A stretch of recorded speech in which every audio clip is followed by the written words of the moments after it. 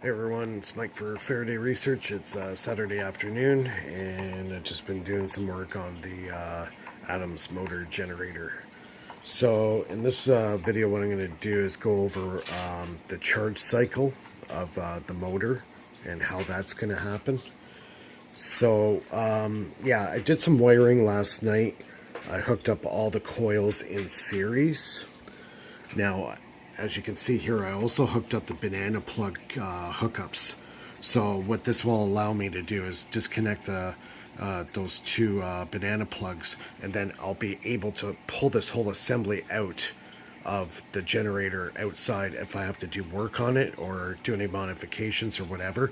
This gives me a quick release cable that I can just pop it off. Same with the other side too. This is the drive coil, and I got 3 generator coils. These are the ones that are going to be generating the excess power from the flywheel. So yeah, I hooked everything up, and I'm doing some testing on how I'm actually going to do the charging method for sending power back to the battery so the battery never dies. So best configuration, actually what I've done is I experimented a little with the the small little piezo wafer. And I hooked that up to one of them, and I spun it, and I was getting a pulse in it. So I know this piezo is actually active. So if that can assist in creating reactive power in the coil, which I hope it will, that'll be an advantage, definitely. So kind of give you an overview on my setup here. So I got the generator. I got the cables coming out to this 80 volt 4000 microfarad capacitor.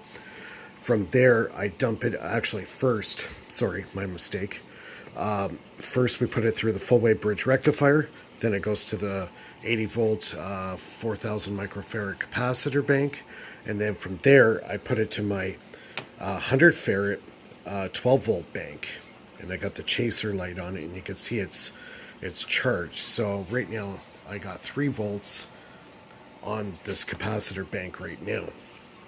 So what I'm going to do is I'm going to literally, all those past shorts that I've been showing you guys, it's been spun by my hand. It's not even powered up yet. I haven't even got that circuit built yet. So before I do the demo, if you haven't subscribed, bottom right hand corner, also at the end of the video, give me a thumbs up if you like the video. And also check out my community section. If you go onto the homepage of Faraday Research, click on community. I got a lot of great articles there, pictures of the build. Yeah, check it out. It's growing really fast. I've been putting a lot of stuff in there, so there's a lot of good stuff for you guys to read. Yeah, so I'll do the little test. I'm going to literally spin it with my hand, and I'll show you on the voltmeter how much power is that. See, it's actually going down to about 2.9 volts. So it's drawing power off it, the little chaser light. That's rated at 12 volts as well. So it's 12 volts at 1 farad. So that's the capacitance of this bank. So right now it's gone down to 2.9 volts. Still kind of bouncing up and down. So I'll give it a spin here, and then you can see watch the meter climb. So I got it spinning. See if I'll go to 3.1. I might have to give it one more spin to do that. Alright, let's try it again. I'm going to have to give it a real good... There we go. There we go. 3.1 volts. It's climbing. Chaser light's going. So it is generating quite a bit of power that, it takes quite a bit of current to charge up a 1 farad capacitor, quite a bit. Now, I did some current tests on this setup right now. It looks like these